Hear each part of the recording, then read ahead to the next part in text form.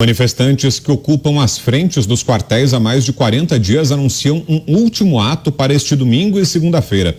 A atitude é motivada pela aparente falta de resposta das Forças Armadas. Vídeos com convocação de lideranças estão sendo compartilhados em grupos de aplicativos de mensagens. Alguns vídeos também estão circulando nas redes sociais, como Twitter, Instagram e Facebook. Manifestantes falam em último sacrifício e tudo ou nada. A intenção é que todos os grupos se desloquem para Brasília e repitam o 7 de setembro. Nesta quinta-feira, além de emitir mais de 100 mandados de busca e apreensão contra participantes de manifestações, o ministro Alexandre de Moraes, do Supremo Tribunal Federal, também determinou o bloqueio de contas de dezenas de empresários e a quebra de sigilos bancários de suspeitos de financiarem os atos. Coronel Gerson Gomes abre esse nosso giro com análise, Coronel, sobre esse novo passo, essa nova decisão dos manifestantes. Queremos ouvi-lo, Coronel. Eu andei percorrendo as redes sociais e, de fato, há uma grande mobilização, mas me parece que há uma percepção de que o prazo para que o presidente Bolsonaro tome alguma providência com o respaldo das Forças Armadas, e é por isso que as manifestações são feitas com um pedido de socorro às Forças Armadas, esse prazo ele é exíguo e, como nós já temos falado aqui outras vezes, à luz da Constituição, o presidente da República tem poucas opções e já que ele obstinadamente, durante seus 4 anos, repetiu que agirá somente dentro das 4 linhas da Constituição, então as opções, o leque de oportunidades para que ele possa interpor algum pedido de impugnação e tomar uma providência para esse verdadeiro descalabro que nós observamos, seja no Supremo Tribunal Federal, seja no TSE, a condução do próprio processo eleitoral, o avanço do senhor Alexandre de Moraes nessas medidas que faz sobre não somente apoiadores do presidente Bolsonaro, mas segundo ele, diante daqueles que ousam questionar o magnífico e fantástico e inexpugnável sistema eleitoral brasileiro.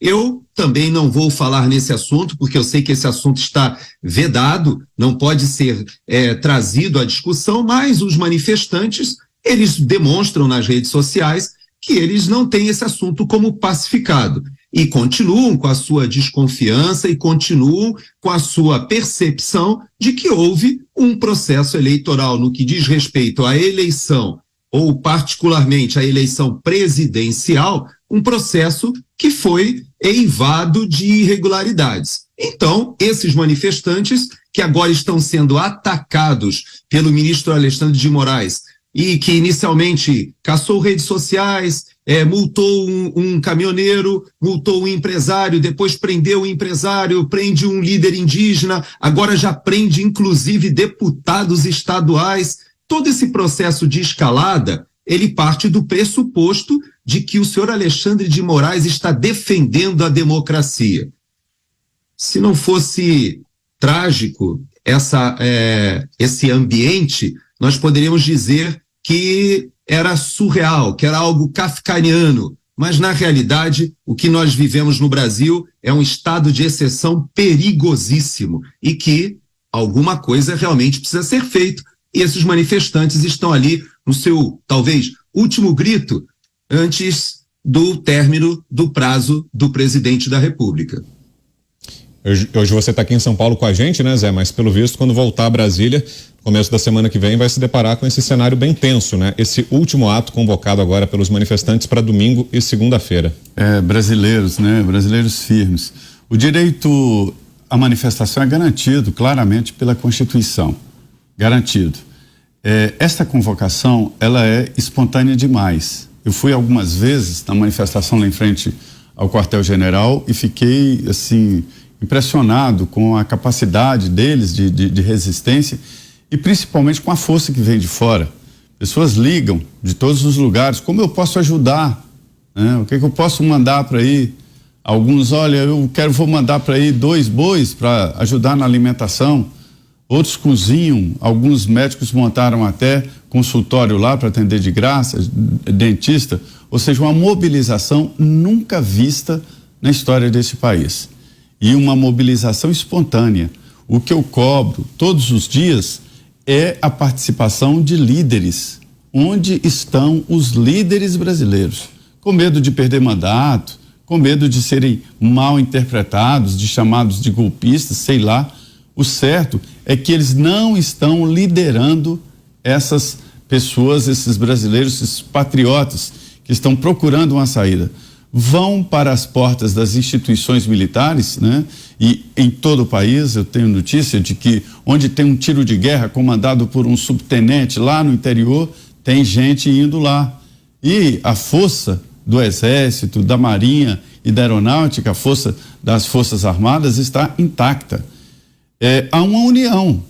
Não existe uma divisão nas Forças Armadas, aquela história de os coronéis contra os generais. Não tem isso, não. As Forças Armadas não funcionam como partido político, e sim como uma instituição séria que se reúne internamente, discute sim, e quando toma uma posição, marcha unida. A hierarquia está preservada e isto é muito importante. Isso é o ouro, é o capital mais importante das Forças Armadas. E estão sendo demandadas. Mas eu tenho que dizer aqui que as próprias Forças Armadas estão constrangidas com essa situação, porque eles não podem dar resposta.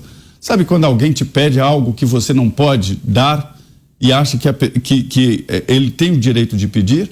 É a situação. O que as Forças Armadas podem fazer? Absolutamente nada a não ser aceitar, né? Está aceitando, é um ambiente militar, poderia não aceitar, estão aceitando, né? Estão acolhendo até essas pessoas e protegendo, mas não pode dar uma resposta. As Forças Armadas não podem sair por aqui aí tomando a iniciativa de tomar o país. Essa é a realidade.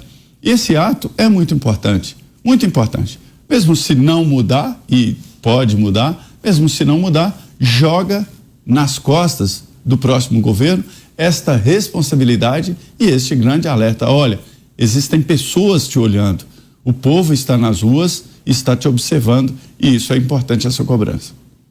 Diga, Mota. As manifestações são ordeiras e pacíficas e, segundo a legislação vigente, elas podem ser feitas quantas vezes a população quiser. Não cabe a ninguém dizer aos manifestantes quando e como eles devem se manifestar.